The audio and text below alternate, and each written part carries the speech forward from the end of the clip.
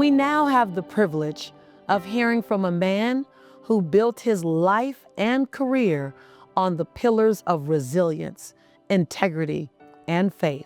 Frank Astorino's journey is one of grit and perseverance, marked by challenges that could have deterred many. Please join me in welcoming Frank Astorino as he shares how life trials shaped his purpose and why, for him, it's never wrong to do the right thing. Hi, my name is Frank Astorino, and this is my story of Rise Up.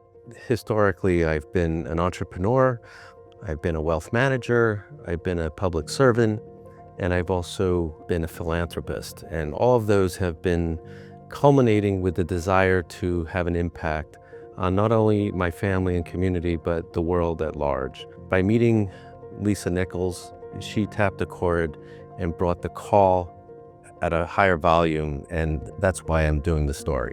My beginning in wealth management, financial planning, began with a dilemma on whether I was going to go into advertising or go into financial planning. And I had a broad liberal arts background, so financial planning was definitely a challenge when I decided to go that route. Being blessed with and being surrounded by a lot of marketing people, they coined my tag as financial planning without limits.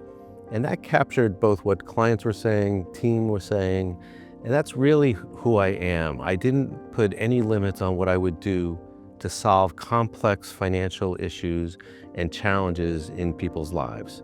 And that's how I got started with that tag. Fast forward 15 years later, with a lot of experience and credentials, I found that I also had to be a CEO.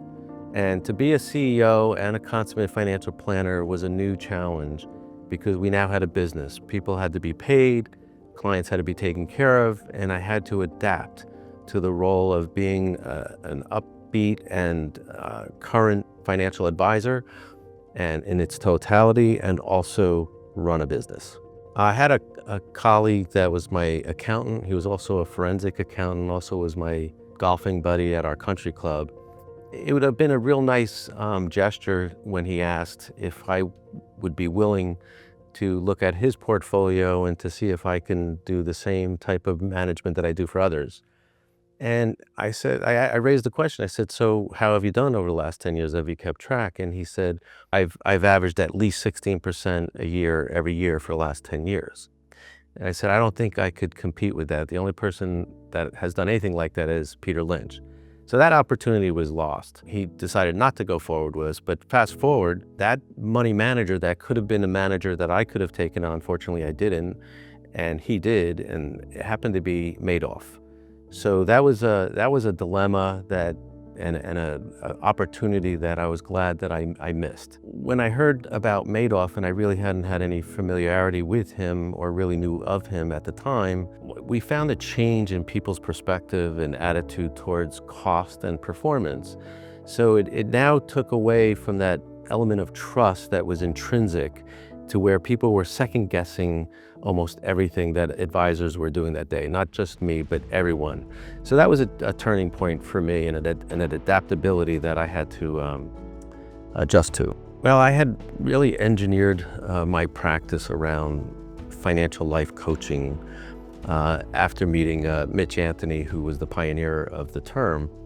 And the life balance for me had to do with, well, I had an adopted child, I had triplets, and I had to live through a triage of experience with them, resuscitate one of my kids. I saved another kid from drowning, and life happens. And I had to become resilient to anything that could come my way. My wife had the front line, taking care of the kids, and I was having to save for $1 million worth of college expenses. So it went from financial planning without limits as my story to putting your money where your life is. And that's been my passion for the last couple decades, is helping people overcome the life hurdles that confront them and to bridge the wealth and the money, all that comes with that and its complexity, with the human element. I think when I was in high school, my career exam came out as a lawyer or a judge, and my first instinct and experience with that was on a state championship tennis team. We were state champions for 4 years, and I had earned my way from being a basketball player to a tennis player among highly ranked players, and I had to work my way up from doubles to second singles. And mind you, I was one of 8 children at the time, so college funding wasn't even in the cards. I had to figure a way that I was going to pay for it or go to a local school. Some lawyer parent was able to manage to negotiate with the director of athletics to get his 2 sons in number 2 and number 3 position. And people knew back then that the scouts and the scholarships were for the top 3 players. So I lost that opportunity. I ended up stepping off the team with my doubles partner, and that was the beginning of my pursuit of justice.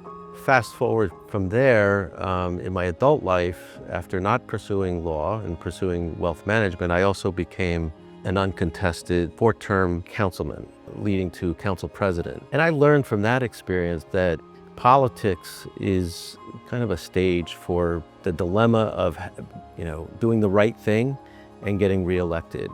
And even though I saved our town millions of dollars and tried to bridge 2 parties together, you never knew who your friends were. And from there, I learned that justice is within, and it was something that I wanted to pursue, and I carried into other ventures in my life where people could benefit. My notion of giving back really stems from gratitude and family. Coming from a large family and then having another large nuclear family, I couldn't do enough. In my career, I had to try to help people and better their lives, but I always wanted to do more. So getting involved in community, getting involved in charities. What stands out in my mind, and one of the many charities that I had been involved with, is I donated money to a young child who needed to pay for lunch. And I got a card from her, and she said if it wasn't for my donation, she wouldn't have had lunch every day for the school year. And that just touched a chord in me. When I leave this week, next week I'll be a co-sponsor to bring soldiers home for the holidays. And I do things like that because I really believe the injustices that are going on in our country and in our world, and the need for leadership and thought leadership, I just want to do as much as I can. So community and philanthropy is my extension of family and the love I have for it. The tonality of my message and the credibility of my message could be best found on our website, Astorino, www.astorinofinancialgroup.com. And from there, we're easily accessible. All our contact information is there, but it'll give you a little bit of a flavor for what clients would resonate with us. And it doesn't have to be the right fit for everyone, but those who do come to us, it's a shared blessing when we get together. And there you have it, Frank Astorino's remarkable journey of resilience, adaptability, and unwavering integrity. His story reminds us that true success isn't just about wealth, but about building a legacy rooted in doing what's right and lifting others along the way. Thank you, Frank.